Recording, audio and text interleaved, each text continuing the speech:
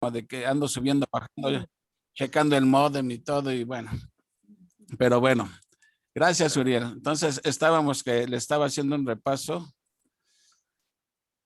El libro de Génesis se caracteriza 4 grandes eventos, del 1 al 11. Primero es la creación, la caída. Ahí van viendo la secuencia, cómo empieza la Biblia. Después después de la caída nace Caín y Abel. O sea, sabemos que Abel es asesinado por Caín, el primer asesino en la historia. El que lo sucede es Set.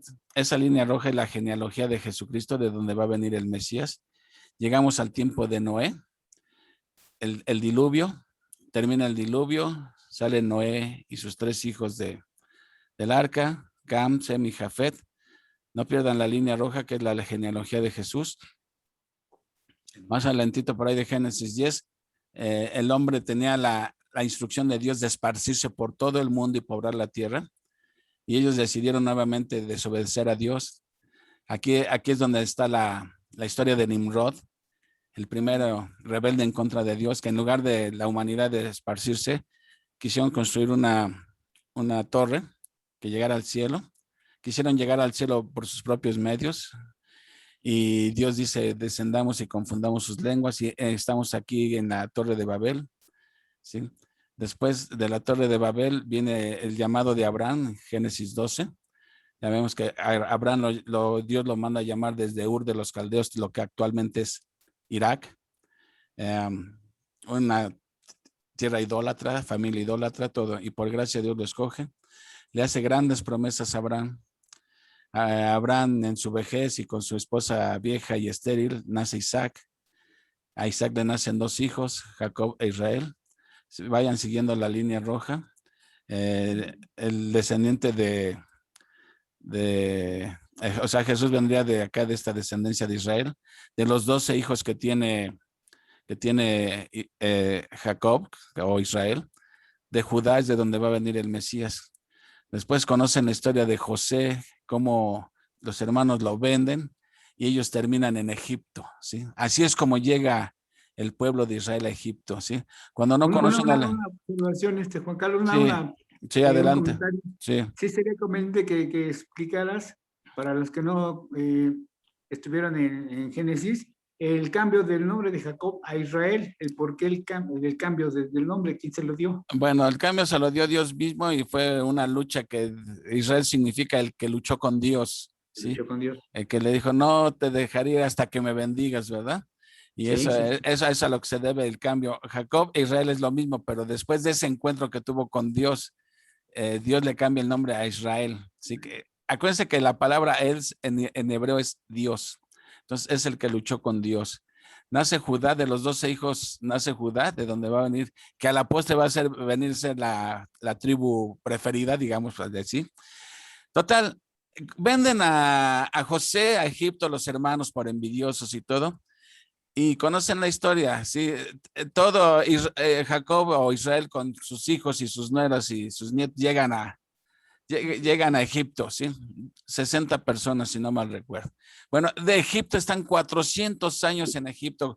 Al principio, ya saben, a cuerpo de rey los trataba el faraón, pero muere el faraón con el que estaba bien palanca José, y se estaban reproduciendo tanto que el faraón tuvo miedo de que después se les volteara a ese pueblo, se unieran a enemigos y atacaran a Egipto. Pero Dios ya le había dicho a Abraham que su descendencia iba a parar en Egipto 400 años como esclavos, pero de ahí los iba a sacar Dios. Y levanta a Moisés, recuerdan ustedes, ahí estamos ya en el Éxodo, levanta a Moisés, conocemos la historia de Moisés. Moisés los saca de Egipto a pesar de que no quería, poniendo 1000 pretextos. Dios los hace cruzar el Mar Rojo de una manera milagrosa, ¿sí? Y los lleva a la tierra prometida, aquí donde dice Canaán, ahí es a donde los va a llevar Dios. Pero resulta que en el camino empiezan de incrédulos, de desobedientes y todo, y por desconfiar de Dios, Dios los castiga 40 años en el desierto, ¿sí? Hasta que murieran todos los que desconfiaron de él, y nada más iban a entrar los que tuvieran menos de 20 años. Aquí donde tengo mi cursor, ahí es el final del Éxodo. Muere Moisés, y Moisés le pasa la estafeta a Josué. Josué es ahora el encargado de cruzar, de meter al pueblo a Canaán. Acá. Y todo el libro de Josué que vimos en los capítulos pasados Trata de cómo Dios abre también el río, detiene el río, ¿sí? Cómo la manera como Dios derriba los muros de Jericó.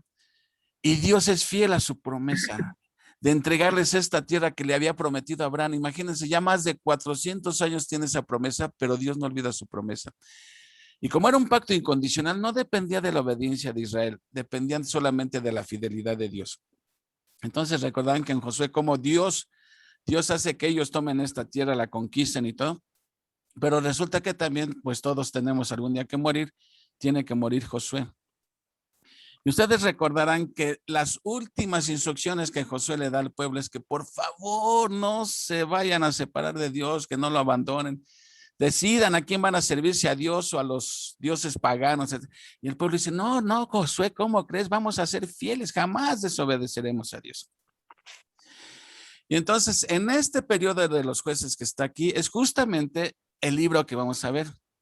O sea que Jueces empieza con la muerte de Josué y termina, ¿sí?, con el reinado de Saúl. O sea, hasta aquí este periodo dura aproximadamente unos 350 años. ¿Sí? Ya están en la tierra, ya está prácticamente conquistada, pero ya está repartida la tierra, pero los poquitos que quedaban de cananeos, cada tribu era responsable de eliminarlos, expulsarlos, ¿sí?, de no hacer convenios con ellos y todo. Y esa es la historia de los jueces. Recuerden, ellos dijeron que obedecerían. El libro de los jueces nos va a mostrar una cosa, que a veces nada más somos puro jarabe de pico, nada más decimos que sí y a la mera no lo hacemos. Y esa es la historia de los jueces. Es el periodo más oscuro en la historia de Israel. Yo creo que no hay un periodo peor que la época de los jueces. Tan es así que hay un versículo que creo que está de final del libro 17:6 que dice, en esta época de los jueces, cada quien hacía, en versión paráfrasis, lo que se le daba la gana. Así estaba exactamente, pura anarquía. Así estaba, a veces en mi casa le digo a mi esposa, a veces aquí parece que estamos en el periodo de los jueces, cada quien hace lo que se le da su gana, ¿no? Y eso era lo que estaba pasando aquí en este periodo. Así que imagínense todas las cosas que vamos a ver en este libro de jueces, las cosas más horrendas que tú dirías, ¿ese es el pueblo de Dios? Y a veces me recuerda que cuando alguien dice, ¿y ese es cristiano? O sea, van a ver cómo nos pega, hay mucha enseñanza para nosotros, es muy fácil criticar a los judíos, pero vamos a ver cuántas veces nosotros caemos en ese mismo error. Entonces, este periodo dura 350 años hasta que empieza ya la monarquía, cuando ya no quieren jueces, sino ya quieren reyes como las demás naciones. Y ustedes ahí saben, continúa la historia, se divide el reino y bueno, eso ya es otro cantar, ¿no? Ya lo iremos viendo poco a poquito lo iremos viendo. Así que me voy rápido en el bosquejo porque yo creo ya Armandito prácticamente ya abarcó mucho terreno. Déjenme aquí cerrar esto. ¿Sí están conmigo todavía? Sí.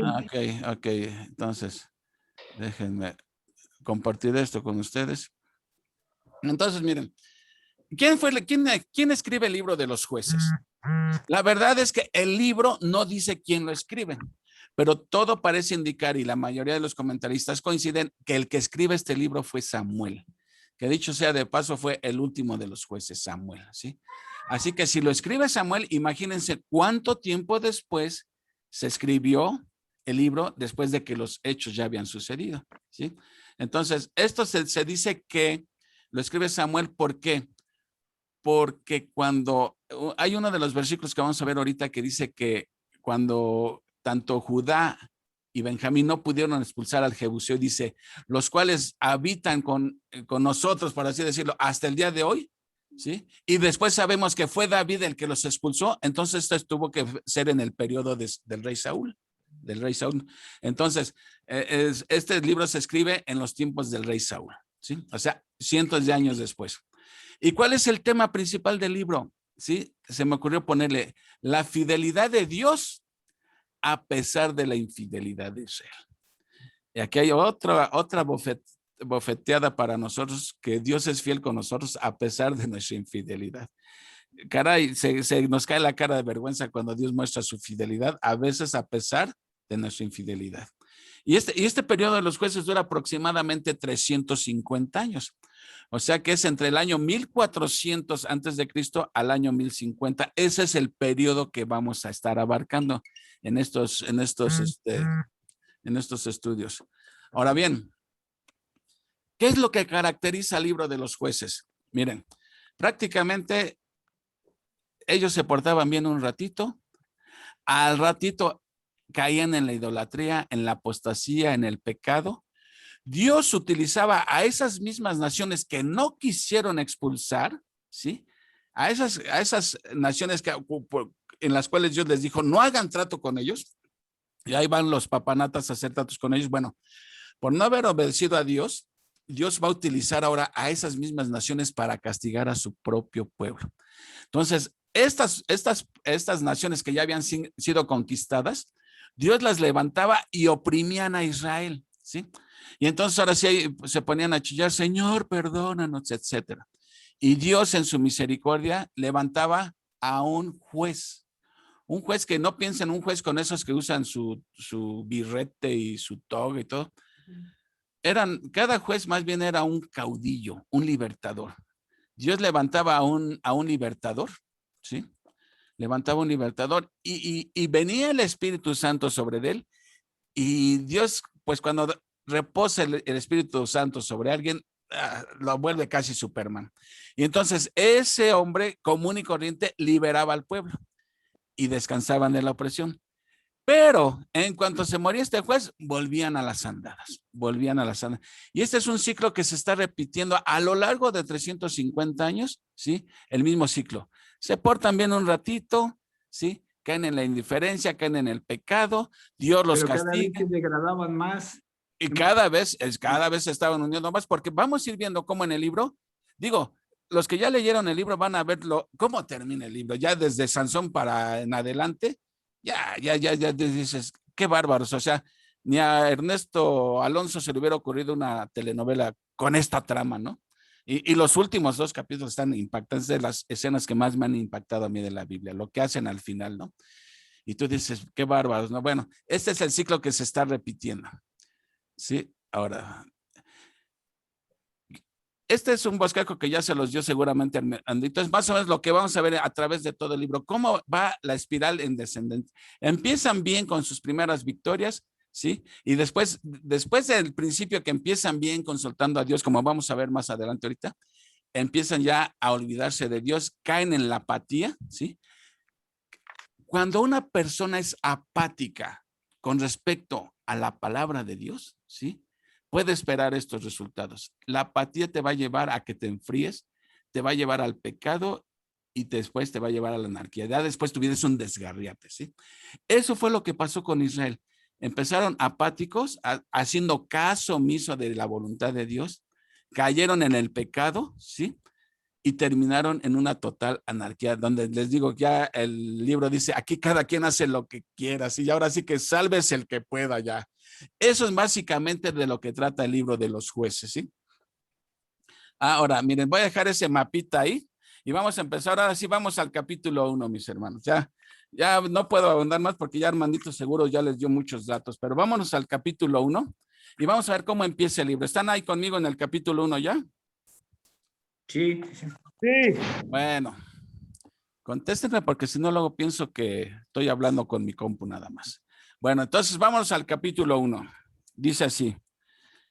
Aconteció después de la muerte de Josué que los hijos de Israel consultaron a Jehová. Eso es bueno, ¿verdad? Qué bueno que ante cualquier situación consultemos y qué dice Dios al respecto, ¿verdad? Porque siempre tomamos la decisión en la vil carne, en la emoción, y no tomamos en cuenta lo que Dios dice. Entonces, aquí comienza bien el periodo este, ¿no?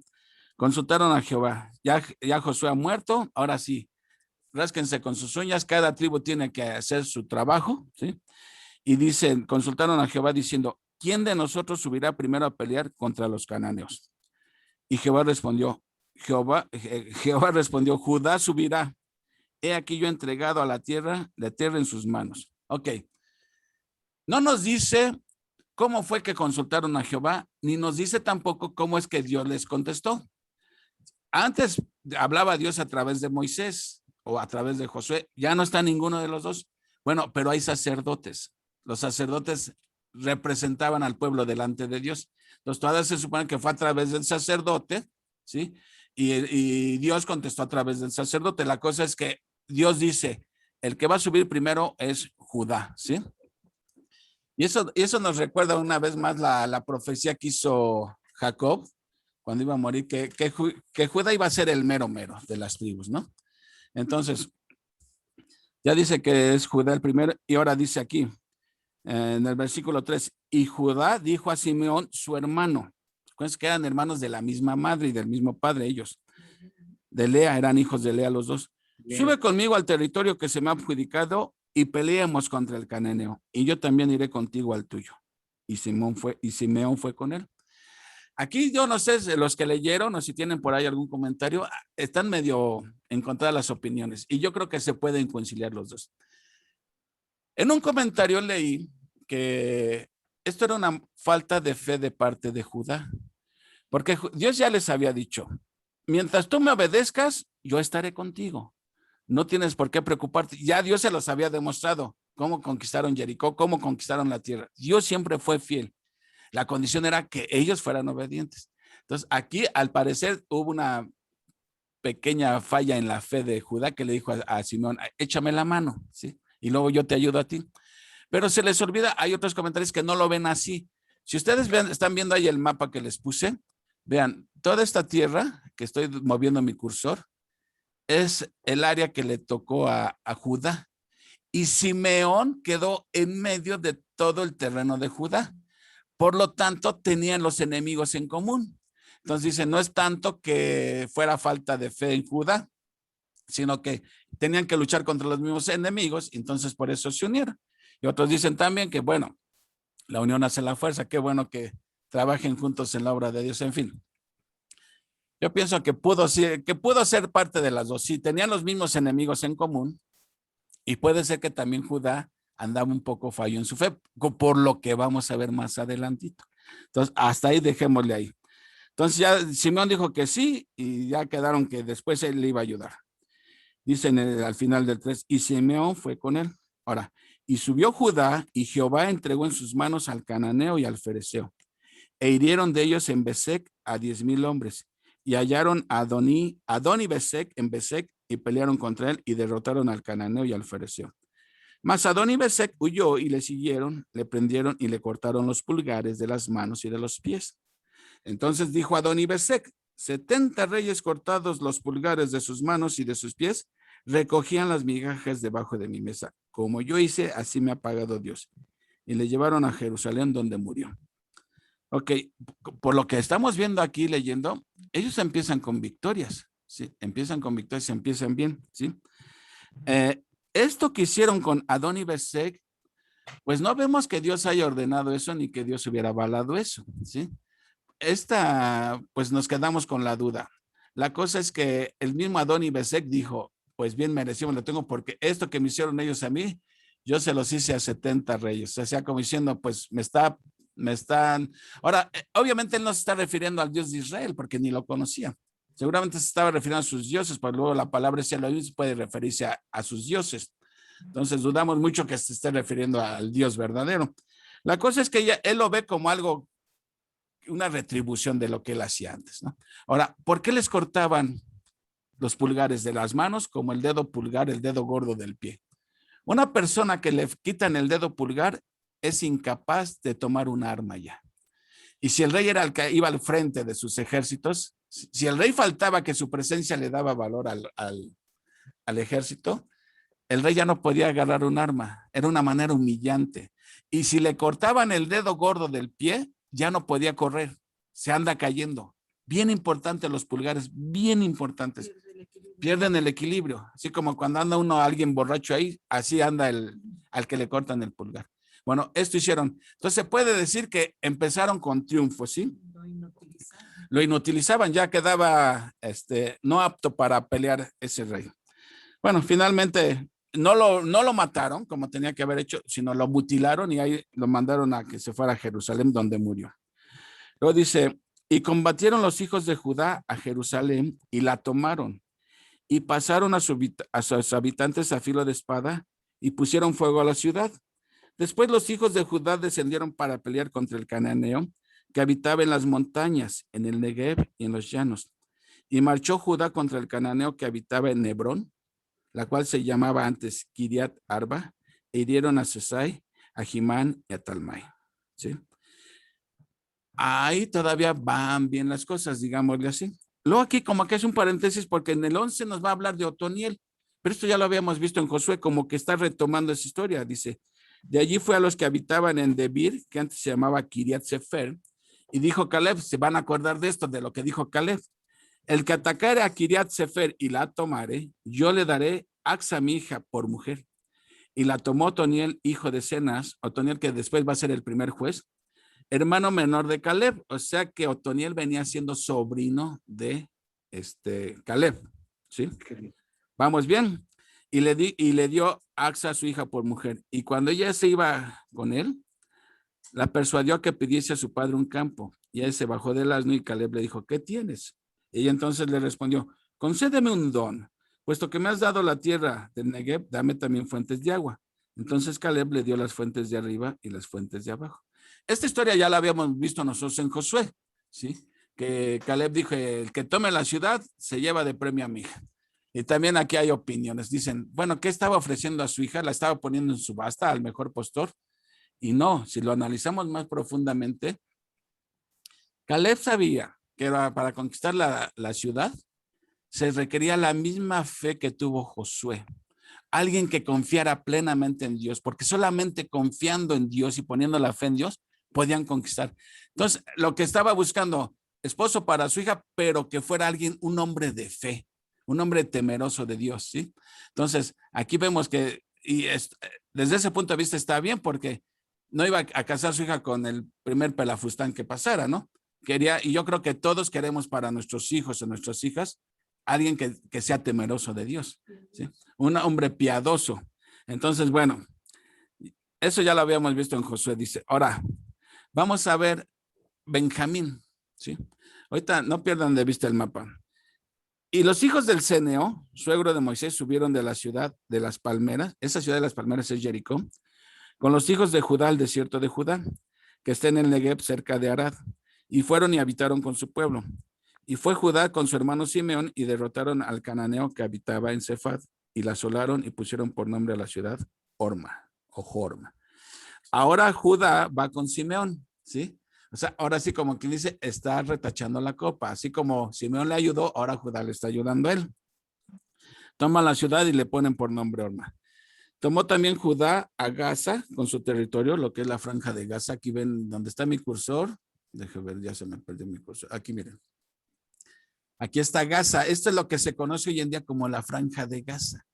Esa tierra donde están ahí los terroristas, la franja de Gaza, que al día de hoy no le pertenece a Israel, la tienen los palestinos esta tierra, para que vean cómo a la larga pagaron las consecuencias de no obedecer. Bueno, 18, tomó también Judá Gaza con su territorio, Ascalón con su territorio y Ecrón. Toda esta parte costera son las tres ciudades que tomaron, ¿sí?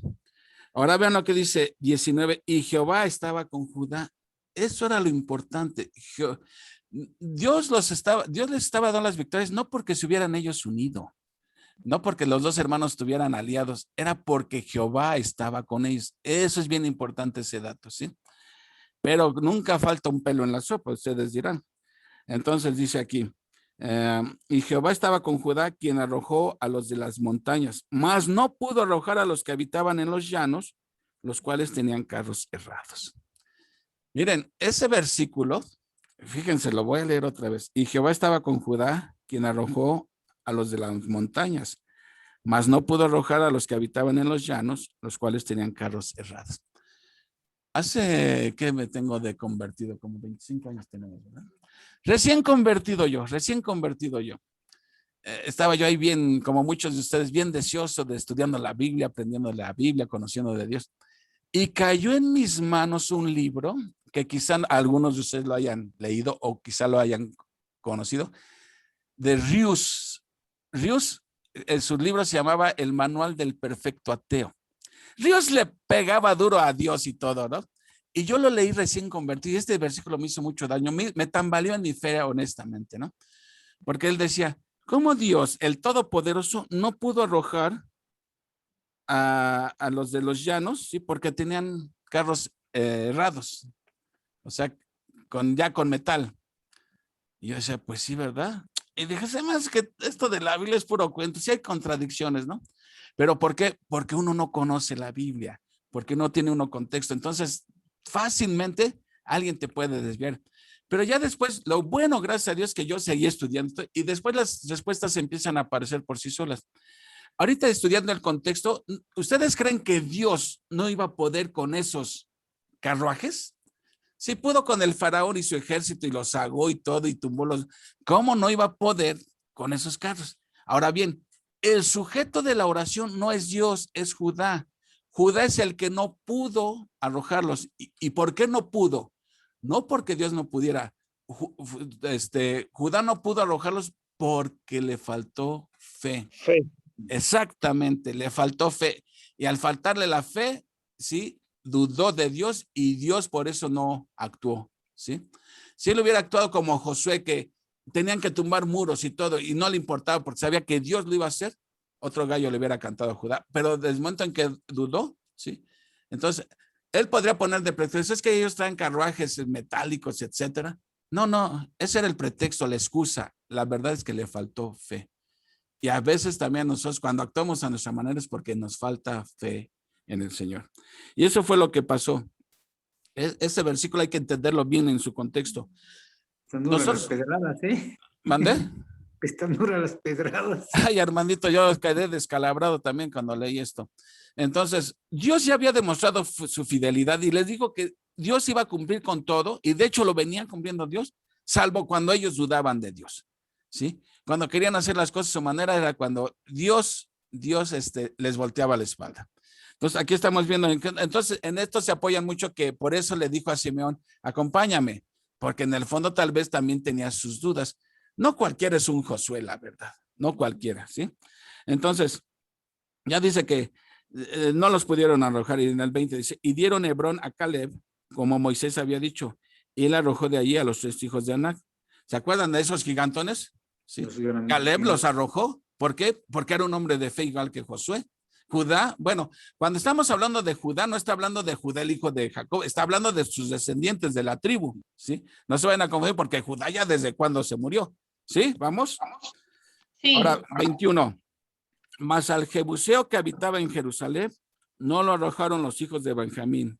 Y el jebuseo habitó con los hijos de Benjamín en Jerusalén hasta hoy. Esto es lo que les digo, miren, aquí en el mapita, vean, aquí está Benjamín, aquí está miren, aquí está Simeón, donde está el cursor. Esta parte de aquí es Judá, Simeón quedó en medio. Arribita de Judá está Benjamín. Bueno, Jerusalén está en la mera frontera, ¿sí? Entonces, ni Judá ni Benjamín pudieron expulsar a los jebuseos. Esto vino a suceder, como vimos, hasta el tiempo de David. David fue el que los expulsó y tomó completamente esa ciudad, ¿sí? Ahora, todavía Benjamín permitió que habitaran con ellos, o sea, vivieron ahí mezclados, tenían al enemigo en casa.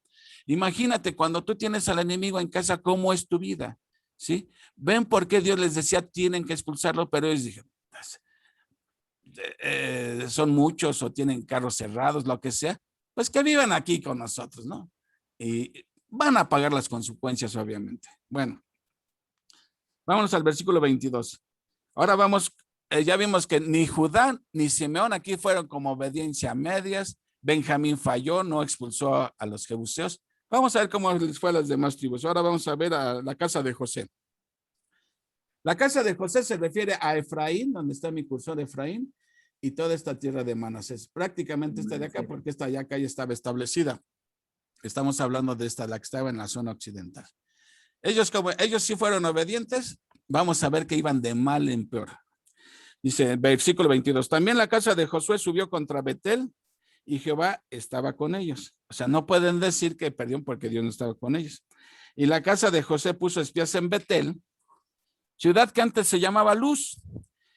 Y los que espiaban vieron a un hombre que salía de la ciudad y le dijeron, muéstranos ahora la entrada de la ciudad y haremos contigo misericordia.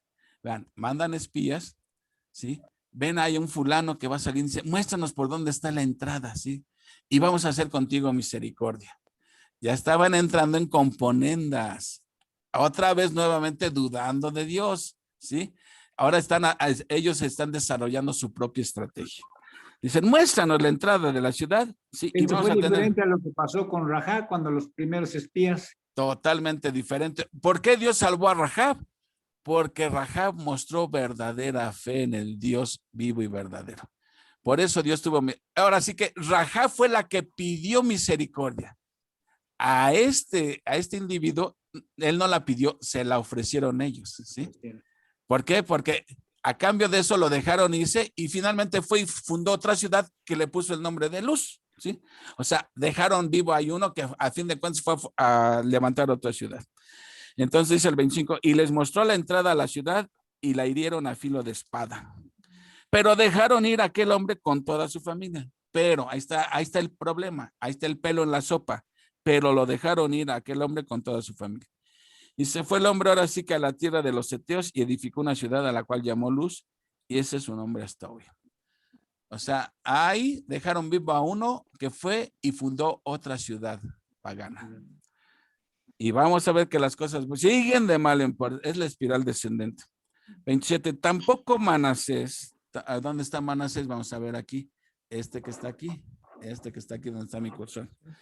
Tampoco Manasés arrojó a los de Betseán, ni a los de las aldeas, ni a los de Tanac y sus aldeas, ni a los de Dor y sus aldeas, ni a los habitantes de Ibleam y sus aldeas, ni a los que habitan en Megiddo y en sus aldeas. Y el cananeo persistía en habitar en aquella tierra. Pero cuando Israel se sintió fuerte, hizo al cananeo tributario, mas no lo azotó, mas no lo arrojó. ¿Qué están haciendo ellos? Ellos tuvieron mejor idea que Dios. Dios dijo, expúlsenlos, acaben con eso. Y ellos dijo, no, Señor, tenemos una mejor idea. Mejor que trabajen para nosotros, que nos paguen impuestos y todo. Y nuevamente desobedeciendo a Dios. La orden de Dios era que los eliminaran, los expulsaran, los arrojaran de ahí. No tenían que quedar ahí nadie, porque ya Dios se los había advertido. Si ustedes no los sacan, es tener la tentación en casa. Es como si el que tiene problemas con el alcohol y ya no quiere tomar y todo, pero tiene una botella en casa, siempre va a tener la tentación ahí. Entonces, a grandes males, grandes remedios, dice el dicho. Ellos no obedecieron y dijeron, pues, ¿qué necesidad hay de expulsarlos? Mejor que trabajen para nosotros y nos paguen impuestos. Bueno, vemos cómo sigue la desobediencia, siguen para abajo. 29. Tampoco Efraín, la tribu que está aquí abajito de Manasés, estas dos son las tribus de José, ¿sí? Efraín tampoco va a hacer caso a Dios, dice. 29. Tampoco Efraín arrojó al cananeo que habitaba en Geser, sino que habitó el cananeo en medio de ellos en Geser. La misma canción. No los expulsaron y empezaron a cohabitar juntos en la misma ciudad, ¿sí? Imagínate, ¿qué se puede esperar cuando tú estás viviendo un hombre de Dios viviendo entre el enemigo? Te van a terminar contaminando, contagiando, ¿sí? Entonces, no están ellos obedeciendo a Dios. Nuevamente la palabra se repite en el 30. Tampoco Zabulón. ¿Dónde está Zabulón? Zabulón está acá, aquí arribita, bien, Zabulón. O sea, aquí en la zona sur, más o menos le hicieron más. Aquí en la zona central, Benjamín falló. Bueno, Benjamín también era del sur. Efraín y Manasés fallaron. Ahora los del norte. Aquí nos está diciendo que Zabulón igual. Dice, tampoco Zabulón arrojó a los que habitaban en Quitrón, ni los que habitaban en Naalal, sino que el cananeo habitó en medio de él y fue tributario. El mismo mal ejemplo sigue cundiendo. ¿Para qué los expulsamos? ¿Qué necesidad hay? Mejor que nos paguen impuestos. Si aquel ya le está pidiendo impuestos, pues yo también, yo no soy inmenso, yo voy a hacer lo mismo. Y por estar viendo lo que hacían las otras tribus, siguen imitando el ejemplo y desobedeciendo a Dios. Ahora, 31. Tampoco Aser arrojó a los que habitaban en Ac. Bueno, uno se pregunta, bueno, ¿hubo alguna tribu que obedeciera? Pues vamos a ver, ninguno obedeció. Todos estaban haciendo lo mismo. 31. Tampoco Aser arrojó a los que habitaban en Aco, ni a los que habitaban en Sidón, en Alab, en Aksib, en Elba, en Afec y en Rehob. Y moró Aser entre los cananeos que habitaban en la tierra, pues no los arrojó. ¿Se dan cuenta? y en el pecado van a llevar la penitencia, ya lo verán, ¿sí? Tampoco Neftalí arrojó a los que habitaban en Bet-Semes. ¿Dónde está Neftalí? Más arriba, los del norte, donde está Galilea. Tampoco hicieron caso. Dice, Neftalí tampoco los arrojó, ni los que habitaban en Betanat, sino que moró entre los cananeos que habitaban en la tierra. Mas le fueron tributarios los moradores de Bet-Semes y los moradores de Bet-Anat. ¿Se dan cuenta cómo están cometiendo el mismo error todos? Ahora, ¿dónde voy? 34. Los amorreos acosaron a los hijos de Dan hasta el monte. Esto es peor todavía. Miren, aquí está Dan. Esta tribu que está aquí es la tribu de Dan. Les tocó poca tierra a ellos, ¿no? Dice, los amorreos acosaron a los hijos de Dan hasta el monte y no los dejaron descender a los llanos. Y el amorreo persistió en habitar en el monte de Eres, en Ajalón y en Salbim. Pero cuando la casa de José cobró fuerza, lo hizo tributario. Y el límite del amorreo fue desde la subida de Acrabín, desde Sela hasta arriba. Esta tribu fue peor todavía porque, miren, ellos para empezar tuvieron miedo. Los derrotaron a la tribu de Dan. Y después, ¿cómo terminó esta tribu? Abandonaron aquí en la tierra y se fueron a establecer acá al norte, ¿sí? Perdieron su tierra eso. Bueno, ahí estamos viendo todo lo que estaban haciendo. Esto nos está indicando por qué van a pasar todas las cosas, ¿sí? Empiezan con apatía, no haciendo caso de Dios. Por eso el bosquejo de Warren Wiersbe me gustó y se los compartí. Empezaron con apatía. ¿Y sabes cuando una persona es apática a la palabra de Dios? Como dice en el libro de Hebreos, el escritor de Hebreos les dice, yo quisiera hablarles de cosas más profundas de Melquisedec, del sacerdocio de Aarón, pero tengo que regresar a enseñarles lo básico porque se han hecho tardos para oír. Y esa expresión tardos para oír significa indiferentes a la palabra de Dios. No me interesa lo que Dios diga. Y eso dice, ya debiendo ser maestros, todavía tienen necesidad de lechita porque se han hecho tardos para oír. Es tremendo error ser tardo para oír, ser indiferente, ser apático a la palabra de Dios. ¿Por qué? Porque la apatía nos va a llevar a la apostasía, al pecado, a alejarnos de Dios. Y la apostasía nos va a llevar a la anarquía. Fíjense, es fácil aprenderse el bosquejo. Apatía, apostasía y anarquía. Las tres comienzan con A. Es fácil aprendérselo. Y entonces, bueno, ahí termina el capítulo 1 y le voy a pedir a Armadito si me echas la mano porque ya me cansé. ¿Cómo reacciona Dios ante esto? ¿Dios se queda cruzado de brazos o qué va a hacer? Va a decir, pues estos desobedientes, bueno, no hay problema. No saben con quién se mete. Échame la mano, Armandito. ¿Qué pasa después? ¿Cómo reacciona Dios? Sí, cómo no. Vamos a leer el capítulo 2. Empezamos con que dice que el ángel de Jehová subió de Gilgal a Boquim y dijo, yo os saqué de Egipto y os introduje en la tierra de la cual había jurado a vuestros padres diciendo, no invalidaré jamás mi pacto con vosotros. El versículo 2 nos dice, con tal que vosotros no hagáis pacto con los moradores de esta tierra, cuyos altares habéis de derribar, mas vosotros no habéis entendido a mi voz. ¿Por qué habéis hecho esto? Aquí les está recriminando, ¿no? Por tanto, yo también digo, no os echaré delante de vosotros, sino que serán azotes para vuestros costados y sus dioses os serán tropezadero. Okay, una pausa ahí, Armandito, una pausa, Armandito. O sea, Dios se los había advertido ya, ¿verdad? Ya bueno, Dios se los había, sobre advertencia no había engaño, ¿no? O sea, no es que Dios les volteara la espalda o fue Dios fuera. Ellos se lo buscaron. Sí, perdón, Armandito, adelante. Bueno, vamos a continuar hasta el 5 y ahorita vemos sí, Armandito. El contexto. Dice, por tanto, yo también os digo, no os echaré delante de vosotros, sino que serán azotes para vuestros costados y sus dioses os serán tropezadero. El 4, cuando el ángel de Jehová habló estas palabras a todos los hijos de Israel, el pueblo alzó su voz y lloró, y llamaron el nombre a aquel lugar Boquim, que significa los que lloran, y ofrecieron ahí sacrificios a Jehová. ¿Qué nos está diciendo aquí estos primeros 5 versículos? Para empezar, nos habla que el ángel de Jehová, esto nos está hablando de una teofanía. Teofanía significa, es una manifestación de Dios. Estamos viendo que se nos está hablando de la segunda persona de la Trinidad, que era muy común, muy prominente en el Antiguo Testamento, puesto que se le apareció a Moisés, estuvo con Josué, también se le apareció, estuvo Abraham. con Abraham, para empezar con Abraham, pues ya vimos que también con Jacob, cuando estuvo peleando con él. Así es. Era, el Nuevo Testamento nos dice que es una especie de, bueno, para empezar es un mensajero del Señor. Es un mensajero. Y también estaba viendo que la palabra Jehová en hebreo se pronuncia Yahvé, se escribe Yahweh, se pronuncia Yahvé, o Dios.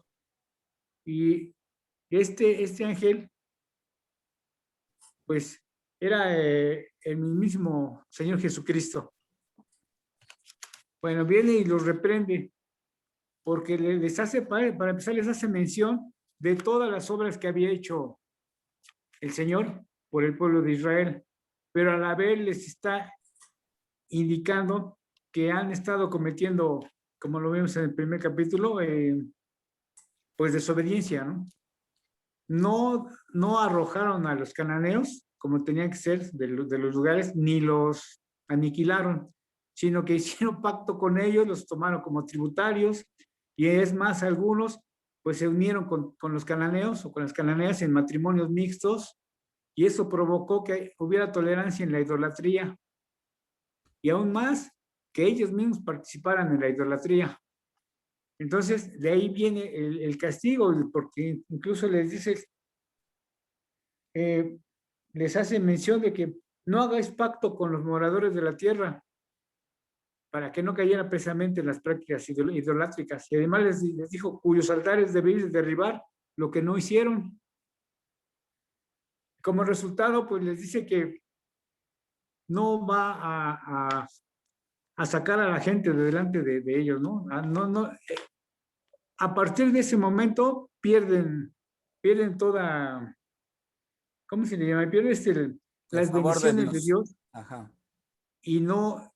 Y sin la ayuda del Señor no van a poder sacar a los moradores de la tierra. Y eso va a ser el tropezadero que van a tener el pueblo de Israel por las uniones, por los matrimonios mixtos.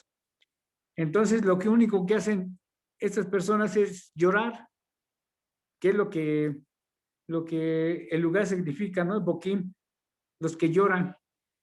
Y menciona también que hacen, bueno, esto ya lo vemos más adelante en el capítulo 5, en el versículo 5, que hicieron un altar a Jehová y sacrificios a Jehová, pero nos da a entender que no lo hicieron con el arrepentimiento ni con la fe, sino que nada más lo hicieron como un acto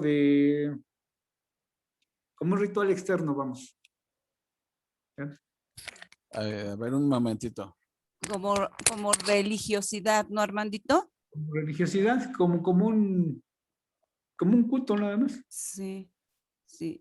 ¿Puedo hacer un comentario? Adelante, sí, cómo no. Sí, aquí me llama la atención como padre que les dice, ¿por qué habéis hecho esto? ¿No? Me imagino yo que es cuando nuestros hijos nos desobedecen, ya los instruimos y nos desobedecen, ¿por qué hiciste esto? Con mucha tristeza, ¿no? Y como dices tú, ellos lloraron, pero realmente no lloraron porque estuvieran arrepentidos, más bien era como una especie de remordimiento, ¿no? Como cuando nosotros ocultamos nuestro pecado y nos cachan, empiezo a llorar y empiezo, ay, no, es que ya no lo vuelvo. Pero realmente, sí, eso es remordimiento, cuando ya te cachan. Arrepentimiento, sí, es cuando tú confiesas tu pecado y no estás lamentando las consecuencias, ¿no? Sí, yo lo veo así también. O sea, fíjate, en Gilgal fue donde ellos levantaron un monumento a Dios, donde se comprometieron, renovaron el pacto con Dios, hicieron la primera circuncisión, celebraron la Pascua, etc. Ahora, de ahí terminan en Boquim, llamándole Boquim, que como dices tú, significa los que lloran o llanto, ¿sí? Pero como dice Leti, estaban llorando no por arrepentimiento genuino, porque si hubieran arrepentido genuinamente, hubieran cambiado su modo de ser, pero vemos que cada vez iban peor.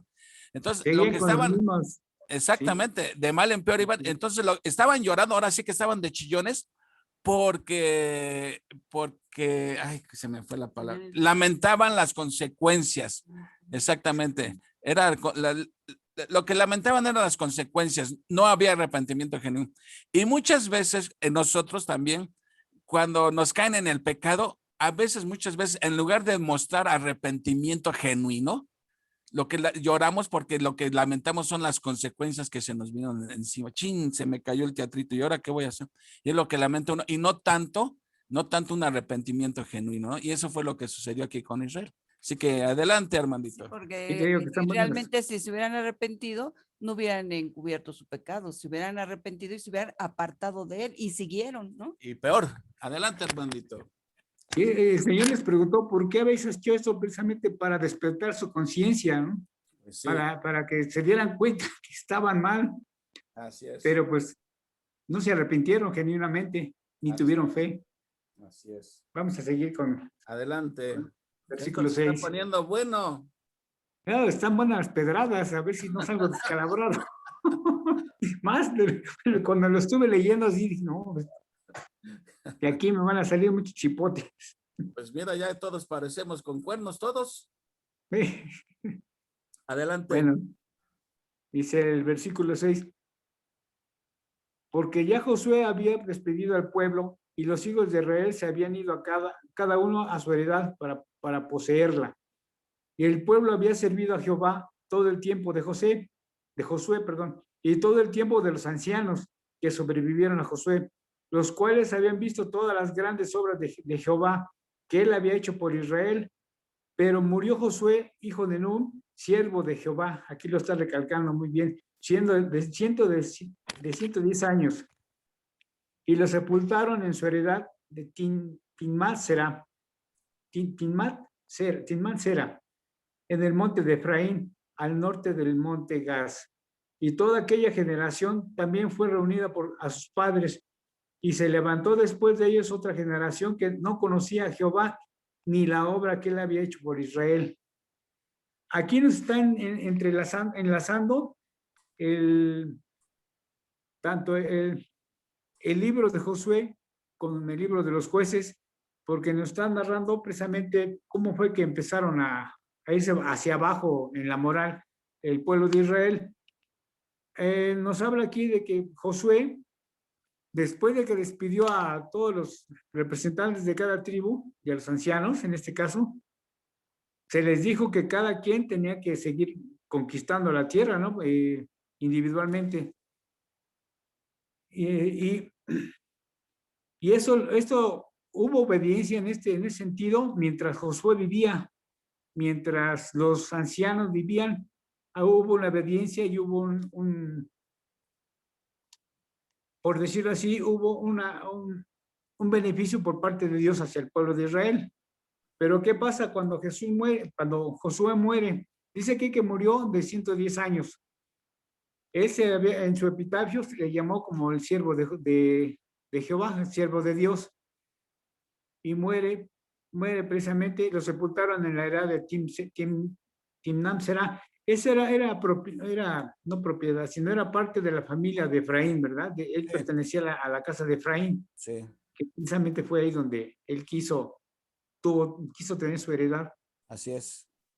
A partir de ahí, se dice que surge otra generación. Estábamos comentando al principio en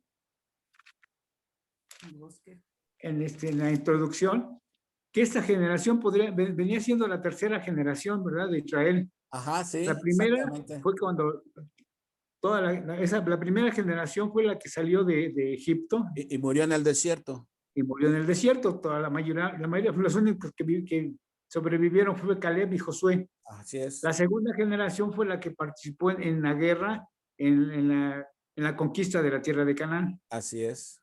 Hasta que todavía siguió viviendo Josué hasta los 110 años. Ajá. Pero surge otra nueva generación. Aquí hay un contraste que mientras Moisés, antes de morir, nombra a su sucesor, en este caso a Josué, Josué muere, pero sin dejar un sucesor. Los que quedaron fueron precisamente los ancianos. Mientras estuvieron los ancianos, hubo obediencia. pero mueren los ancianos, surge esa nueva generación. Se dice que posiblemente los padres tuvieron el error de no enseñarle la ley y las obras que había dado, que les había hecho Jehová, pero sí conocían ellos la ley. Esa generación conocía de la ley y conocía de las obras del Señor. Lo que pasa es que creció esa generación con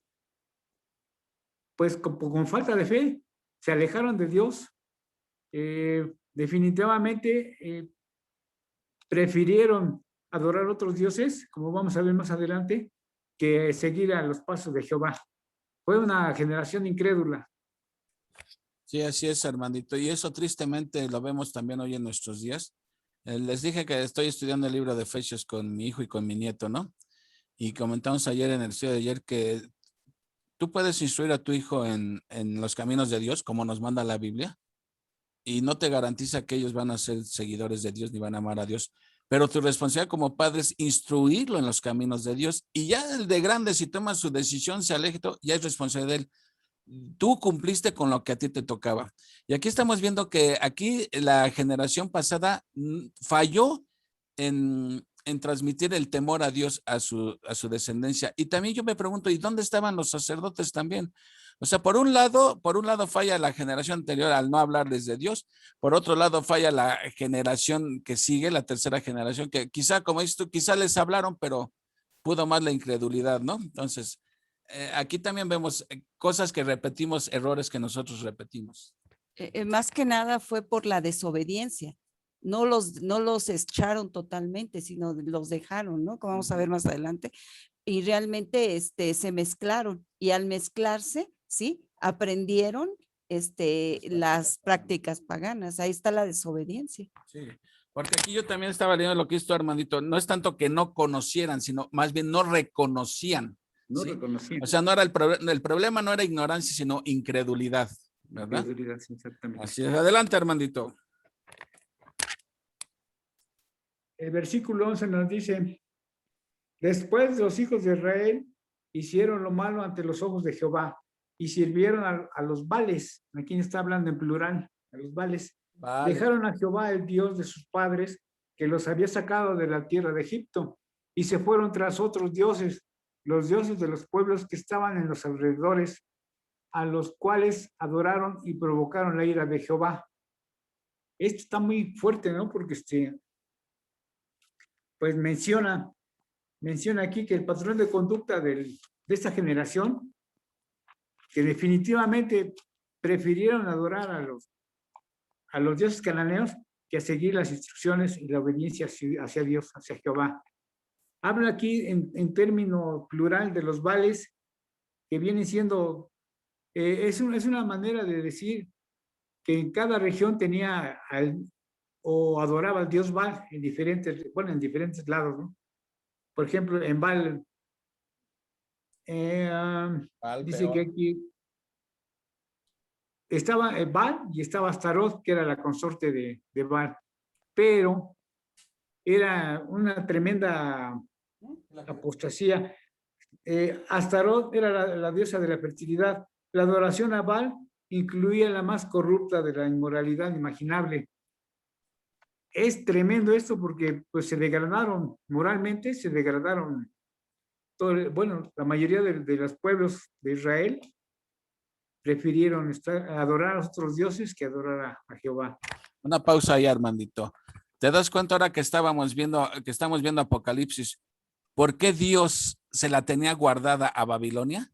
Sí. Esta era la influencia de Babilonia. Toda la idolatría que nace en Babilonia, cómo llegó a Canaán, ¿sí? Y nada más lo cambiaba de nombre los dioses. Ese es el dios de los babilonios, se convirtió en Baal, y aquí ya eran tantos que les pusieron los Baales, o sea, ya había tantos dioses. Y Astarot, que era la consorte de Baal, ¿de acuerdo? Que les dije que ellos creían, cada tontería creían que la lluvia era el semen de Baal y Astarot era la diosa tierra, y eso producía la fecundidad, ¿no? O sea, ¿cuánta barbaridad creían estos cuates? Eso es la idolatría. Eso nació en Babilonia y por eso Dios le tenía un juicio preparado especial para Babilonia. Lo vimos la vez pasada en Apocalipsis, ¿no? O sea, toda la influencia, y esa influencia no terminó con los israelitas. Hasta el día de hoy seguimos viviendo la idolatría, ¿sí? Sí. Por eso Dios se la tiene reservada a Babilonia. Pero ya cállame, hermanito, síguele, vas bien. No, exactamente. Sí, precisamente ahí viene la influencia babilónica Así de todos esos pueblos cananeos. Pero es tanta la degradación moral, que pues no se puede ni pronunciar la forma en que hacían sus rituales, ¿no? Porque a mí me llamó mucho la atención en un comentario, habla de uno de los Baales, Baal Zebú, y me viene a la idea que de ahí es uno de los demonios, ¿no? O uno de los nombres con el que se le conoce al demonio. Ajá, Baal Zebú, en este caso sería Belcebú, ajá, exacto. y cosas así, que prácticamente estaban adorando a los demonios, no adoraban. Esos eran unos demonios. Así es. Y mire, y fíjate la secuencia, hermanito. Versículo 12 dice, dejaron a Jehová, ¿sí? Y después dice, y se fueron tras otros dioses. Aquí hay una cosa, miren, el corazón humano, ¿sí? Es idólatra por naturaleza. Tu corazón a fuerza va a adorar a alguien. Y si no adora a Dios, ¿a quién crees que va a adorar? Tu corazón necesita adorar algo o a alguien. Si no está adorando a Dios, ¿a quién va a adorar? Otros ídolos van a adorar. Otros ídolos, o tú mismo puedes ser tu ídolo. O Pues te sí. adoras a ti mismo y haces de ti tu propio Dios, o adoras O el otras dinero. cosas. Pero todo comienza dejando al verdadero Dios. Y el que no adora a Dios termina adorando a lo que sea, lo que sea. Así es. Tengo un librito que se llama El corazón, ¿cómo se llama? O tu corazón, dice, el corazón del hombre, santuario de Dios o taller de Satanás, algo así se llama el librito, por ahí lo tengo, ¿sí?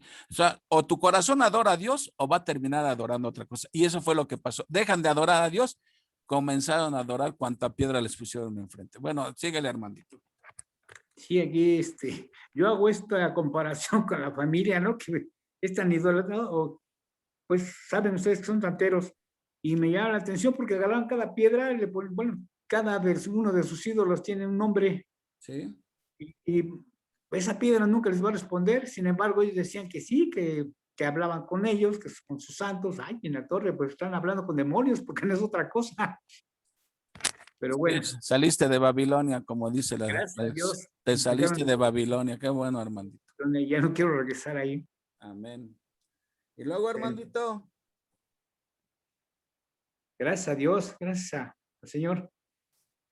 Vamos con el capítulo 14, el versículo 14. Así es. Y se encendió contra Israel el furor de Jehová, el cual los entregó en manos de los robadores, de los que los despojaron, y los vendió en manos de sus enemigos de alrededor, y no pudieron ya hacer frente a sus enemigos. Por donde quiera que salían, la mano de Jehová estaba contra de ellos para mal. Como Jehová había dicho, y como Jehová se los había jurado, y tuvieron gran aflicción. Ahí están las consecuencias. Aquí ya pues se les había sentenciado el Señor. Ya les había dicho que si no obedecían, él mismo les puso a los mismos moradores de las tierras, a los cananeos,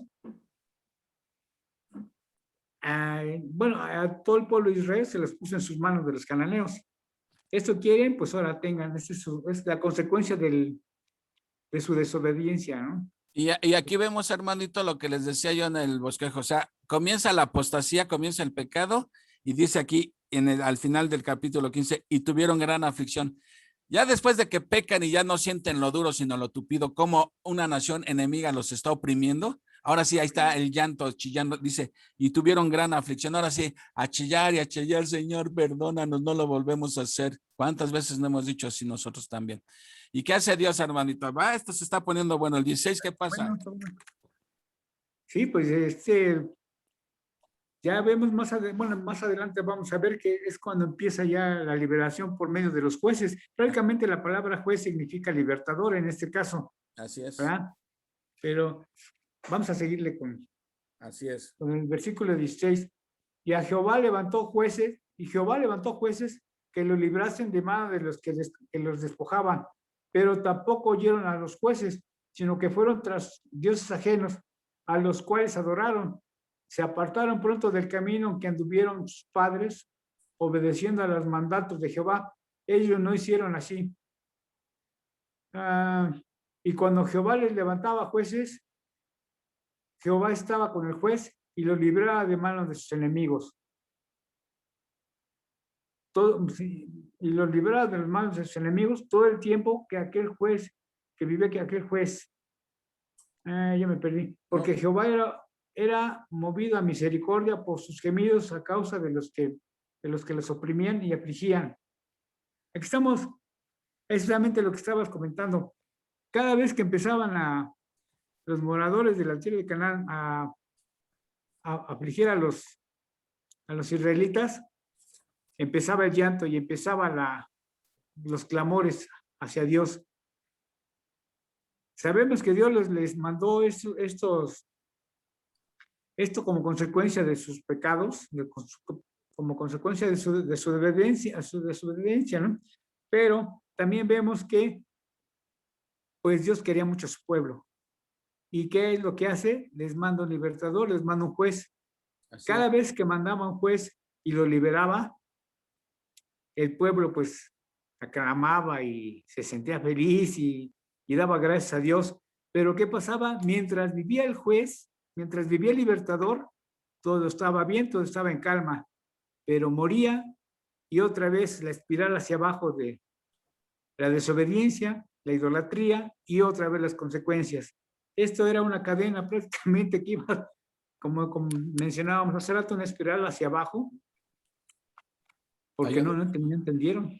Hay un dicho que dice, muerto el ahijado, se acabó el compadrazgo. Aquí era muerto el juez, se acabó la obediencia, otra vez al destrampe. Al destrampe, exactamente. Eso, pues en ocasiones los vemos con uno mismo, ¿no? Porque cuando hay desobediencia, vienen las consecuencias. ¡Ay, Dios mío, no lo vuelvo a hacer!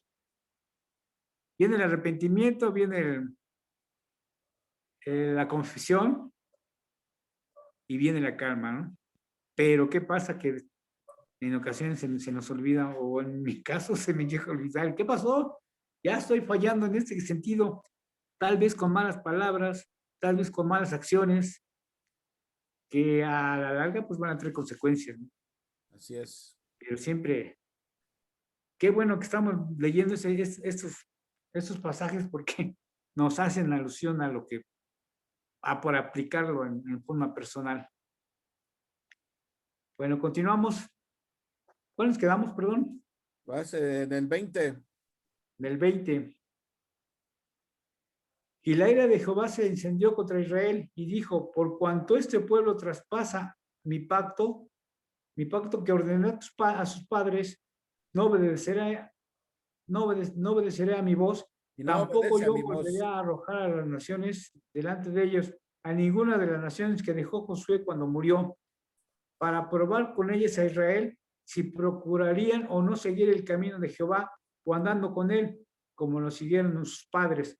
Por esto dijo Jehová a aquellas naciones, sin arrojarlas de una vez, y no las entregó en manos de Josué. Está esto, aquí en los últimos capítulos, vemos como resultado lo que les cumplió el Señor. Ya se los había prometido, se lo está cumpliendo. Ahora se van a hacer cargo ustedes de arrojar a los pueblos, a los cananeos. Yo, de aquí en adelante no voy a estar más con ustedes, ni voy a arrojar delante de ustedes a los pueblos. Háganle como quieran, háganle como puedan. Perdieron la ayuda divina, pero aquí hay un párrafo que indica el por qué Jehová permitió que las naciones cananeas permanecieran en la tierra. Hay 4 razones que especifican esto. En la primera dice que decidió castigar a Israel por su apostasía al volverse a la idolatría. Así es. Al identificarse los pueblos de la tierra a través de los matrimonios mixtos y la idolatría subsecuente, los israelitas violaron el pacto que Dios había hecho con sus padres. Por lo tanto, como el Señor lo había prometido, no volverá más a arrojar delante de ellos a ninguna de las naciones que dejó Josué cuando murió. La número 2 dice que el Señor dejó a las naciones cananeas en la tierra para probar si había fidelidad, para probar a ellas y a los cananeos si Israel era fiel con él. Esa generación tenía la oportunidad de seguir los mandamientos de Dios, de seguir la ley, o de lo contrario, seguir a los dioses ajenos, a los dioses de los cananeos. La tercera, que también dejó a los pobladores, es para que Israel adquiriera experiencia en la guerra. Sabemos que esa generación nunca peleó contra los pueblos de Israel. No sabían. No sabían, no tenían experiencia. Entonces, una de las razones por las cuales también permitió que se quedaran era para que Israel tuviera experiencia en la guerra. Así es. Y hay otra razón que se establece en Deuteronomio 7, 20, 24, que dice que para evitar que se convirtiera en un páramo, es una área desolada, desértica, ¿no? Prácticamente desolada, un páramo, antes de que la población israelita creciera lo suficiente como para ocupar todo su territorio. Estas 4 razones son por las cuales Jehová permitió que los cananeos siguieran con ellos, ¿no? Sí, la 4ª razón que mencionas es también eso. Si Dios hubiera quitado todas las, de golpe y porrazo, todas esas pueblos, iban a quedar muchas áreas desoladas. De aquí que ellos las poblaran, se iba a llenar de animales salvajes también. Entonces, no por eso también iba a ser paulatino. O sea, esas 4 razones son válidas, las 4 influyeron también.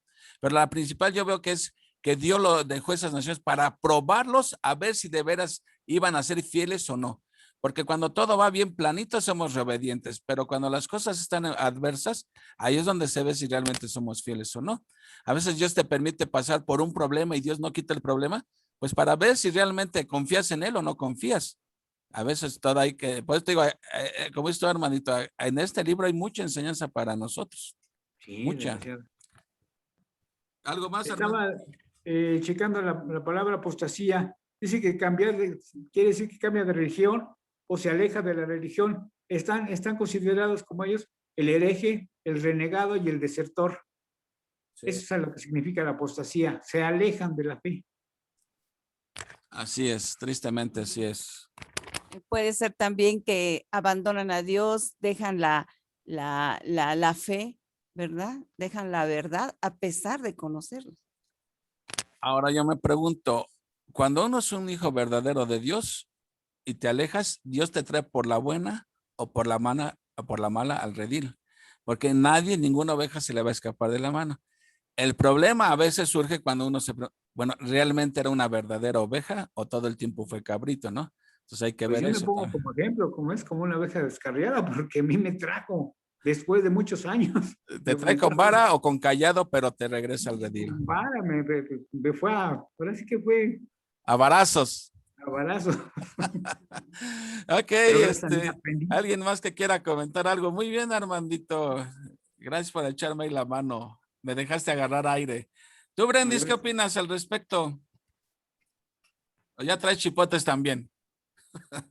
Sí, ya estoy bien descalabrada. Pues no, aquí me llama mucho la atención cómo cuando Israel estaba bajo el cuidado de Dios, pues dijeron a todo que sí, ¿no? Cuando hicieron el pacto con Dios, fue como si se casaran con Dios, ¿no? Fue como aceptar, casarse con Dios. Y ahora estamos viendo aquí, pues que ya cometieron adulterio porque estaban con los dioses paganos y es lo que comentábamos en Apocalipsis, ¿no? Que cuando comentamos precisamente de la mujer, de la prostituta que es Babilonia, comentamos de la esposa que cometió adulterio, ¿no? Entonces, tristemente, como dicen, pues nos vemos reflejados muchas veces en esto, como dice Armandito, en nuestras acciones, en nuestros pensamientos, hasta en nuestras omisiones, ¿no? Muchas veces. Claro. Entonces, pues sí, estamos todos apedreados y ya tenemos muchos chichones y bueno, pues lo importante aquí es reflexionar y de verdad andar en la palabra de Dios, ¿no? Es muy interesante este tema y bueno, pues Gracias, Armandito, estuvo muy interesante. Así es. ¿Tú, Leti? Yo como decías, es como un ciclo, ¿no? Una espiral descendente totalmente, porque estaba la bendición, empezaron con victoria. Después venía la desobediencia. Después de la desobediencia venía el castigo. Después venía el arrepentimiento y venía la liberación. Entonces era una espiral totalmente descendente. Y como están comentando, sí, realmente este libro de Jueces, sí creo que nos llega a todos, porque empezamos coqueteando con el pecado, ¿sí? Empezamos a escuchar la mentira y poco a poco la vamos escuchando y terminamos creyéndola, ¿sí? Después de eso, ¿qué pasa? Nosotros, en lugar de derribar todos esos ídolos de nuestros corazones, quitarlos, ¿sí? Sí, empezamos a coquetear. Y normalmente un pecado no llega casualmente, sino siempre llega con un principio, ¿sí? Empiezas como empezaron precisamente los israelitas, empezaron que tolerando al enemigo. Después lo hicieron tributario, esclavo, y después ¿qué? Se rindieron totalmente a ellos y empezaron a adorar a los Baales, ¿verdad? Y vemos que Dios odia todo eso, porque es ahí precisamente los Baales y Astarot, como comentaba Armandito, sí, ellos hacían totalmente orgías ahí en los templos, ¿sí? Y todos esos bebés que nacían, ¿sí? Eran aventados al río o eran quemados al fuego. Entonces todo eso Dios lo aborrecía totalmente, ¿no? Entonces sí debemos tener mucho cuidado llevándolo a nuestras vidas, yo principalmente, sí, es que debo ver qué pecado hay en mi vida que estoy ocultando, ¿sí? Y entregárselo a Dios, examina, oh Dios, mi corazón, derribarlos, ¿sí? Derribarlos. ¿Y cómo voy a hacerlo? Como estaba leyendo en un comentario que dice, cristiano que desobedece es conquistado por el pecado. Cristiano que no lee su Biblia, ¿sí? Es engañado. Entonces sí nos deja mucha reflexión esto. Necesitamos derribar los pecados que hay ocultos en nuestro corazón. ¿Para qué? Para que tengamos la victoria. Si no, vamos a estar débiles y como decía Juan Carlos, vamos a estar llorando, ¿verdad? Y no vamos a salir en victoria. Amén, sí, exactamente. ¿Alguien más? Tú, Lucero, aprovechando que ahora estuviste con nosotros, ¿cómo ves el libro de Jueces? Bueno, los 2 capítulos que estudiamos esta noche. Ay, me gustó mucho. Tuve que un momento irme porque a las 10 hacemos oración como familia en casa. Entonces, la verdad, mucho de lo que explicó el hermano Armando, no lo escuché, pero ya escuché un poquito de lo que estaba diciendo la hermana. Me llamó mucho la atención y justo le empecé cuando el ángel de Jehová comenzó a reprenderles, ¿no? Y les recuerda todo lo que hizo por ellos. Entonces, para mí, cuando precisamente siempre pasa, ¿no? Que cuando estamos en desobediencia o andamos haciendo cosas que no agradan a Dios, Él siempre está allí para reprendernos, para mostrarnos lo que estamos haciendo mal, para que volvamos al camino, para que nos arrepintamos. Y pues nosotros a veces decidimos que no, ¿verdad? Y como en el caso del pueblo de Israel. Y me llamó mucho la atención esa parte que usted nos explicó, ¿no? Acerca del pecado cuando nos rebelamos. Ya no lo anoté, pero bajé mi libreta cuando íbamos a orar. Y esta parte, ¿no? De la reprensión, Dios siempre está allí buscando que nosotros volvamos, regresemos al camino, y eso es lo maravilloso de Él, que nunca nos deja estar en el mismo lugar, sino que nos levanta, nos ayuda a ver lo que estamos mal, y nos da siempre, como el Dios de oportunidades que es, nos da siempre la oportunidad de regresar, de ponernos a cuentas con Él, de buscarle y que nuestra vida pues no vaya de mal en peor, ¿no?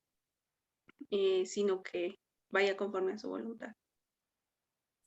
Gracias. Como ustedes ven y vimos esta noche, el pecado es una bola de nieve. Comienza poquito y si no lo tratas a tiempo, se termina siendo una bola de nieve. Ellos cómo empezaron, ¿cómo empezó el pecado de Israel? Tolerando la presencia de los cananeos ahí. Ay, ¿qué tiene de malo? ¿Qué tanto es tantito? ¿Y en qué terminó todo? Se fue haciendo bola de nieve. Cuando Caín le ofreció a Dios un sacrificio que Dios no había pedido, en lugar de llevar un animal, llevó sus esquites y sus calabacitas y todo eso, y Dios le dio la oportunidad de corregir el camino. ¿Qué hizo él? Se enojó. Y en lugar de arrepentirse de su enojo, siguió, fue en la espiral descendente, terminó matando al hermano. ¿Sí? Cuando el pecado no es tratado a tiempo, va en espiral descendente. ¿Sí? Se va haciendo una bola de nieve y termina atrapándote el pecado. Y tú, Memito, que también celebrando que hoy nos acompañas, ¿qué opinas al respecto? ¿También andas descalabrado o las esquivaste? Hola, buenas noches. Hola, hermano, Memito, qué gusto tenerte en viernes. Buenas noches. Gracias. Sí, pues me encontré hoy en la mañana a Armandito, cuando iba a tomar el camión, él iba regresando de su trabajo y me comentó que hoy tenía el privilegio, ¿no? de compartir el capítulo 2 y dije, no me lo puedo perder. Ahí vamos a estar. Pues sí, realmente igual, descalabrado, ¿no? Descalabradísimo. Eh, definitivamente, como dices, el pecado tiene todas estas consecuencias, ¿no? Y vemos ciertamente todo lo malo que hacía el pueblo de Israel, ¿no? Pero creo que al final del día debe de llevarnos a la reflexión de qué estamos haciendo nosotros, qué aplica para nuestras vidas, ¿no? Y en qué estamos fallando, qué podemos corregir para no caer justamente en esa espiral descendente, ¿no? Que como bien explicaron, pues empezaron con esa apatía, luego la apostasía y terminando con la anarquía, ¿no? Cada quien hacía lo que bien le parecía, ¿no? Ajá, exacto. Y, y pues sí, hoy, por ejemplo, que tenía la lectura y pues también mandé un devocional al grupo de la iglesia acerca del capítulo 2, bueno, una porción, ¿no? Donde se levanta la generación que no conocía a Jehová, ¿no? Y bueno, pues eso a mí como padre, ¿no? Como padre de familia me llama, ¿no? En cuanto a lo que estoy haciendo, en cuanto a lo que no estoy haciendo, ¿no? Y, y me lleva a reflexionar, ¿no? Sobre todo eso que primero, pues olvidaron a Jehová y todo lo que el Señor había hecho por ellos, ¿no? Todas esas grandes obras, todas esas maravillas que el Señor había hecho, lo olvidaron. Y después de olvidarse, pues vino toda esa declive, ¿no? Esa espiral descendente de servir a otros dioses, de cohabitar con aquel que les había dicho que lo exterminaran, ¿no? Que lo sacaran de esas tierras. Terminaron adorando a otros dioses y bueno, pues digo, a mí como padre, pues estoy llamado a no olvidarme, ¿no? Dice Deuteronomio 4:9 que esas palabras, todas esas maravillas, que cuide de no olvidarlas, sino que se las enseñe a mis hijos, a los hijos de mis hijos. Y es algo como, por ejemplo, ahorita que comentabas que tienen sus estudios del libro de Efesios, es pues parte de lo que estás haciendo, ¿no? Esa labor que estás haciendo, estar invirtiendo en dar a conocer al Señor las maravillas que Él hizo, todo lo que ha hecho y hace por nosotros. Y lo principal, ¿no? Que nos ha dado a su Hijo, que dio a su Hijo para rescatarnos, para limpiarnos, ¿no? De nuestros pecados, para borrarlos, para limpiarnos con su sangre y que no olvidemos que todo eso que ha hecho el Señor por nosotros. Y si agradecemos y nos asombramos de dónde el Señor nos sacó, ¿no? ¿De dónde nos sacó de ese lodo cenagoso sin ni siquiera nosotros merecerlo? Porque todo ha sido por gracia. Pues definitivamente estamos en el camino de no olvidarnos del Señor, de darlo a conocer y de alabarle siempre que recordemos todo esto. Y pues sí, es eso, nada más. Amén. Como dijera el salmista, recuerda el camino donde te encontré. ¿Verdad? Sí. Uriel y Pati. Hola, buenas noches. Pues a mí en particular me llamó la atención también, como dice Lucero, cómo el Señor nuevamente te hace que recuerdes pues todas las bendiciones y el camino por el que ha pasado, bueno, digamos en nuestro caso, bueno, pues el pueblo de Israel, pero en el caso de nosotros, pues hermanos que también han procurado conservar la palabra del Señor, ¿no? Para que otras personas la aprendan. Y, por ejemplo, en el caso de nosotros como padres, bueno, pues igual, pues la responsabilidad, ¿no? De compartir con ellos, pues el conocimiento de la palabra para que, pues, en algún momento, ¿no? El Espíritu Santo les redarguya y les muestre que están haciendo mal. Y en el caso de nosotros, bueno, también, ¿no? A veces no queremos ver cuál es el pecado que tenemos y tratamos de justificarlo y a veces nos mimetizamos, ¿no? Con el pecado o queremos ocultarlo, pero el Señor, pues, es fiel en el sentido de que, pues, a sus hijos los disciplina, ¿no? Entonces sabemos que tarde o temprano, o sea, que de alguna forma ese debe de ser también, o sea, de tenerlo presente, ¿no? A lo mejor no necesitamos jueces, pero sí va a haber pues alguna forma en el que el Señor nos muestre cuál es el camino que debemos de retomar. Y sobre todo, obviamente vamos a saber qué camino retomar si estamos claros en qué estamos fallando, ¿no? Entonces, ¿cómo vamos a saber en qué fallamos si no conocemos qué es lo que espera Dios de nosotros, ¿no? Y también, pues, conocer al Dios, ¿no? Al que le debemos lo que tenemos y lo que somos. O sea, saber que es un Dios justo, santo y que Él espera que como sus hijos, pues busquemos agradarlo a Él. En el caso del pueblo de Israel, pues sí me llama la atención esa facilidad con la que podían alejarse después de todas las evidencias pues, que Dios les mostró, ¿no? O sea, que no fue cualquier cosa y que fueron hechos que se iban, pues, relatando de generación en generación para que lo guardaran en su corazón y no cayeran por la influencia de los cananeos, ¿no? Pero fue muy sencillo para ellos buscar su beneficio antes de agradar a Dios, ¿no? Porque sabían, bueno, nos van a servir de esclavos, nos van a hacer ricos, nos van a pagar impuestos, pero sus ojos no estaban en Dios, estaban en el beneficio propio, ¿no? Entonces, a veces el pecado es muy sutil y nos engaña precisamente en eso, ¿no? Sabe que siempre vamos a estar preocupados por nuestro beneficio y a veces el beneficio, pues no, tenemos que estar conscientes de qué tan agradable va a ser para Dios, ¿no?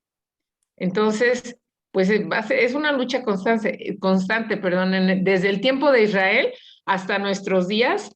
Ahora sí que la carne sigue siendo nuestro aguijón, ¿no? Lo que nos hace caer, pero pues permaneciendo en la palabra va a ser la única forma en que podemos salir avante.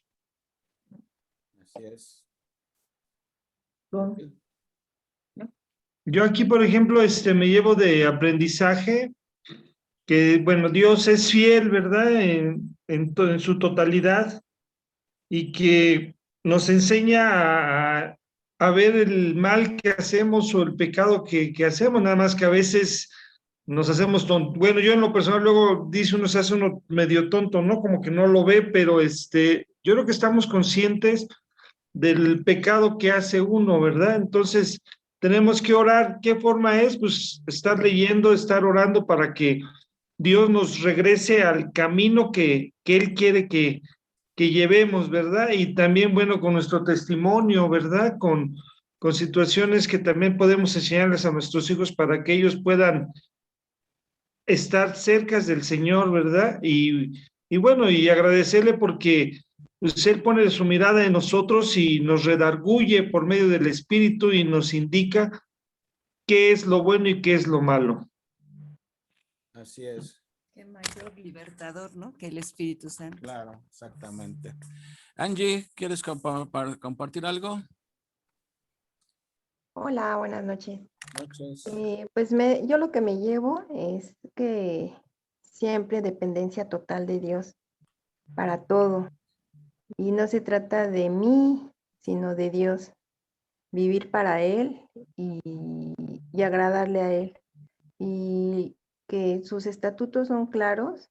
Y como dice mi hermano Uriel, que a veces nos da, bueno, por decir amnesia, como que se nos olvida, pero pues tratar de abandonar la carne y siempre tratando de estar en oración, en comunión, para así agradarle a Él. Pues ese es mi comentario. Buenas noches. Buenas noches, Angie. Gracias. Hay una analogía entre lo que estamos viendo en el libro de Jueces y nuestros días de hoy como cristianos. La bendición ya está dada por Dios, pero todavía hay muchas cosas por conquistar en nuestras vidas, como ellos tenían mucho que conquistar. Y estamos viviendo también con el enemigo, también estamos viviendo en el mundo. Y el mundo es un caldo de cultivo de tentaciones para nosotros. Y si nosotros estamos tolerando un pecado que ya Dios nos mostró que debemos tratarlo y lo estamos tolerando, ese pecado nos va a llegar a dominar a nosotros. Pues en cuanto detectas el pecado, hay que tomar manos a la obra, entrar en acción y cortarlo de tajo desde el mismo pensamiento, llevar cautivo los pensamientos a la obediencia de Cristo, ¿no? Dice, porque ahí empieza el pecado, en el pensamiento comienza y termina traduciéndose en un hecho. Entonces nos muestra, y si nosotros estamos siendo tolerantes, vamos a pagar las consecuencias igual como las pagó el pueblo de Israel. O sea, y sobre advertencia no hay engaño, ¿verdad? Lo que siembra el hombre, eso también cosechará. ¿Quién más? Marce, Ibiri, ¿algún comentario? Xochitl. Buenas noches. Hola, buenas noches. Yo lo que noté es que también cuando dejaban de tener a alguien que los guiara, se iban por otros caminos y total se descarriaban. Necesitaban a alguien pues que los guiara, y así mismo nosotros, pues si no les inculcamos a nuestros hijos, si no les hacemos ver qué es lo que le agrada a Dios nuestro Señor, pues igual se pueden ir como ovejitas descarriadas por otro lado. Entonces tenemos una gran tarea también por hacer para que pues siga de generación en generación, así como nosotros a nuestros hijos y mis hijos a sus hijos. Así es exactamente. Xochitl, Ibiri o Betty Walls, ¿quién quiere comentar algo? Betty. Pues bueno, pues sobre todo, pues ya, ahora sí como todos ya lo dijeron, ¿no?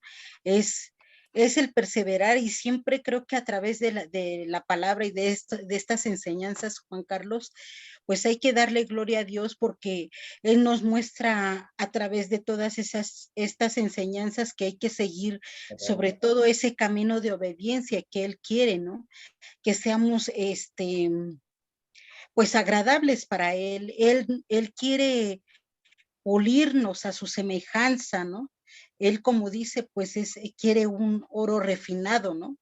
Entonces, creo que, pues, de alguna manera, pues sí, como usted lo decía, ¿no? El corazón humano siempre tiende a veces a desviarse, ¿no? Porque pues no somos perfectos, pero de alguna manera estas enseñanzas nos ayudan a llevarlo en práctica y por obra, ¿no? Para gloria de Dios. Amén, sí. Así es, gracias Betty. De Viri, nada. ¿quieres compartir algo? O Xochitl, la que quiera, y si no, pues ya nos vamos a dormir. No one else. ¿Alguien que quiera, pues?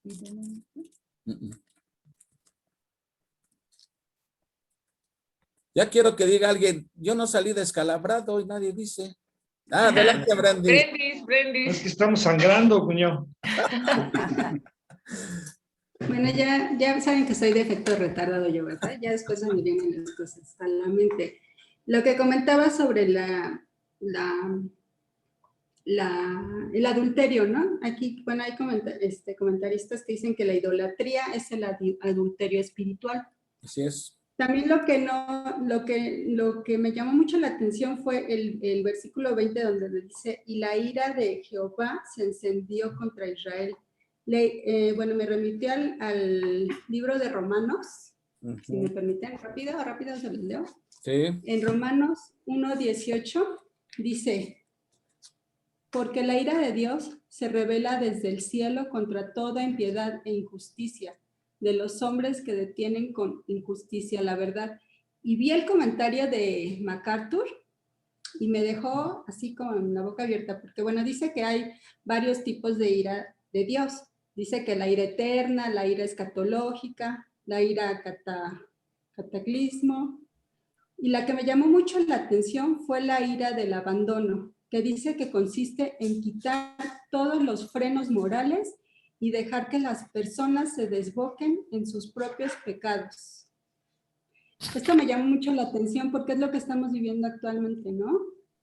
O sea, ya no hay freno para las personas, ya están tan desbocadas que aquí la ira de Dios ya está dejando que hagan con sus propias concupiscencias, ¿no? Entonces a mí me llamó mucho la atención esto porque yo sé que hay misericordia de Dios y eso es lo que nos mantiene aquí, pero también existe la ira de Dios, ¿no? Y eso es lo que muchas veces las personas no lo saben. Claro. También es importante que lo sepan para que vean que Dios no se equivoca y que Él es justo en todo. Así es, Brandis. Ese capítulo de Romanos 1 es duro, porque ahí dice claramente que cuando uno persiste en no tomar en cuenta a Dios, dice, y como ellos no tomaron en cuenta a Dios, ¿qué hace Dios? Los entrega a la inmundicia, a pasiones vergonzosas, La inconcupiscencia. las concupiscencias, a pasiones de... O sea, como dices tú, Dios quita el freno, como Dios dice, ¿eso quieres? Atáscate en el lodo, revuélcate en el lodo. O sea, ya cuando Dios los abandona, y ya cuando llega uno de ese juicio, híjole, ya estás con un pie en el ahí sí que miedo, ¿no? ¿Mandé? Sí. Ahí sí que miedo, nada que Satanás ni nada. La verdad es que la ira de Dios es a la que hay que tenerle. Ah, claro. Sí. Ahora que estamos viendo Apocalipsis, la Biblia habla de la ira del hombre, es mala, claro. La ira de Satanás es mala, claro. Pero la ira de Dios, cuidado, cuidado. El principio de la sabiduría es el temor a Jehová. Así es, efectivamente, Urielón. Horrenda cosa es caer en manos del Dios vivo, ¿no? O Sí. derribas al pecado o el pecado te derriba. No hay otra. Exactamente, no hay de otra. Bueno, mis queridos hermanos, discúlpenme porque ahora nos alargamos más de lo debido, pero ya saben que esto del internet pues fue, y además el tema se prestó también para, se fue como agua esta noche, ¿verdad? Y pues les agradezco mucho su presencia. La próxima semana vamos a ver ya los primeros jueces, vamos a ver a Otoniel en el capítulo 3, a Od y a Samgar en el capítulo 3 y en el 4 vamos a ver a Débora. Vean cómo Dios escogió a una mujer también para liberar a su pueblo. Están buenos estos capítulos, no se los pierdan, así que ¿vale?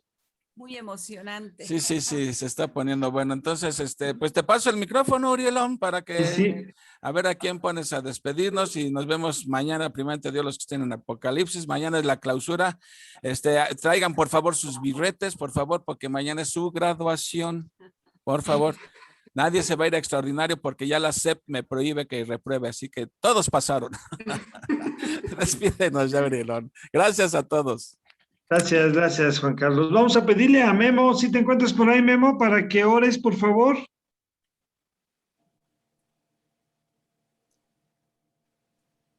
Sí. Gracias. Me había movido. Bueno, vamos a ver. Señor, te damos muchísimas gracias, Padre, por tu palabra, Señor, y por lo que nos enseñas a través de ella. Permite, Dios eterno, esto sea de bien para nuestras vidas, que podamos, Señor, poner tu palabra por obra y que, Señor,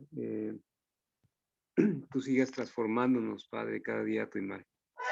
Que cuidemos, Señor, de no olvidarte, que cuidemos, Señor, de no apartarnos de ti, Señor, de buscarte, Padre, cada día, Señor, y de pasar tiempo contigo, pero sobre todo de darte a conocer, Señor.